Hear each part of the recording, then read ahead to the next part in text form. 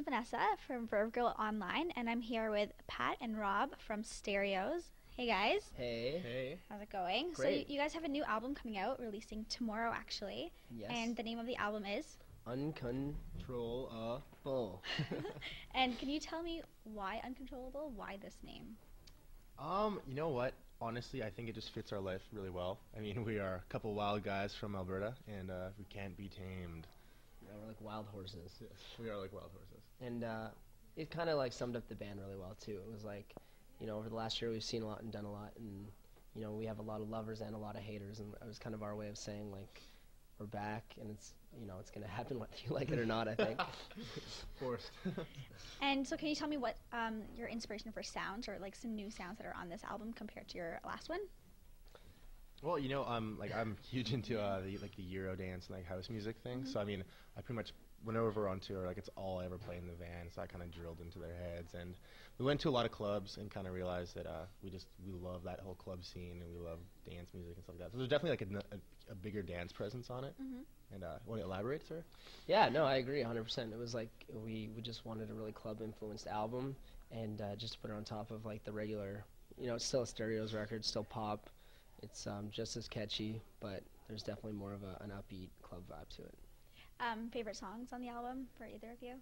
Yeah, mine is like a heartbeat. It's called. It's just like it's a really nice song. Like, Yeah, that's beautiful.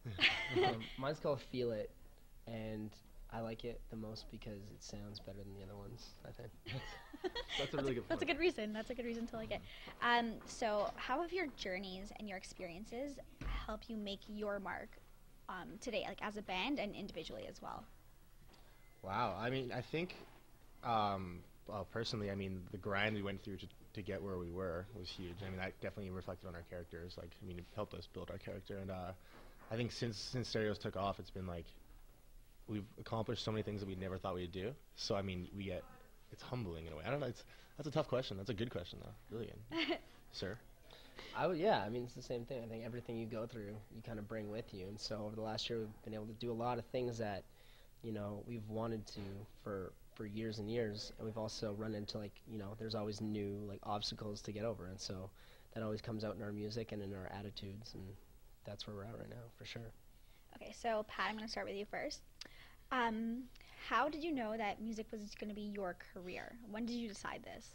I went to a concert when I was 15. And I was like, it was my favorite band, and they were called AFI.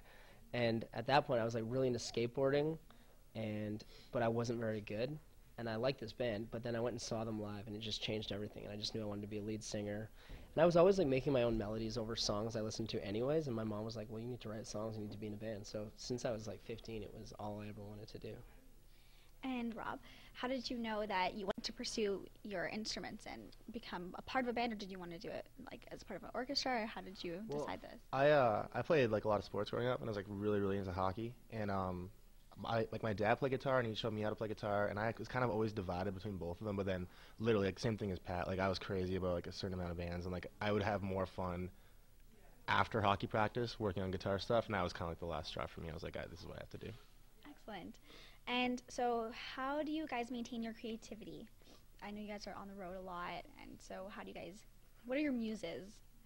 Oh man, jeez. I'd say being on the road is one. Like just everything, like being away from home always makes I think it makes me creative. Every single thing I do is like can be written about. I think girls are always a huge subject that make us want to write something good or bad. And travel and girls, I guess. Like, yeah. I don't know. It's travels, girls, and clubs. TGT. I love it. What's the hardest thing about being in a band? I think there's just sacrifices that you give up. Like a lot of people think you get in a band and all of a sudden you have this fun, crazy life, which you do. It's awesome. Mm-hmm. But I mean, you sacrifice like relationships with people that are kind of outside of that, and you definitely still care for them like just as much as you always have. But I mean, like to the outside world, we're just so together all the time doing our own thing. So it seems like we don't really have time for those people anymore, which isn't true. We're just working. Yeah. And how has your band, like your family, is it like your second family or your first family, would you say? They're honestly they're equally my family, and I think my real family would also just agree and not take that the wrong way, because we are brothers. You have to be, because if you're spending every single day in a van together for a year almost, you have to be able to get along, and we fight like brothers, but we also get along like brothers, and we're there for each other like brothers, and we know that we're all each other has, really, so. And what is the best thing about being a Canadian band? There really is so many things. I was talking about this the other day, and I narrowed it down to one thing. What was it? You go first. It was remember. maple syrup. Was it yeah, that we know so much about maple syrup? You know what? Well, I love talking to Americans. They don't know stuff about Canadians, and I have I get a lot of amusement out of that. And I like running into other Canadian bands a lot. It's like a nice little thing. There's like a little brotherhood there. I think one thing that we really benefited from being from Canada is that you do have to work, I think, a lot harder, especially being from Edmonton. Like, from that, you have to work so much harder just to make some noise in the scene and to get noticed. And so by the time we were, given a national stage, we already had this work ethic that was so strong from being isolated that really was to our benefit. And I also think the music industry does a really good job of showcasing artists in a way that, the industry doesn't have to be as supportive because, it is the industry, but Canada really puts a spotlight on, new up-and-coming bands, which is a good thing. Very nice. And, okay, so after this album, I'm assuming you guys are going to come out with the next one. You're already working on it. Yeah. Collaborations, like who would be your ideal artist to collaborate with, dead or alive? For me, it's Mariah Carey, for sure. I'm a huge Mariah Carey fan. That's so exciting. Yeah.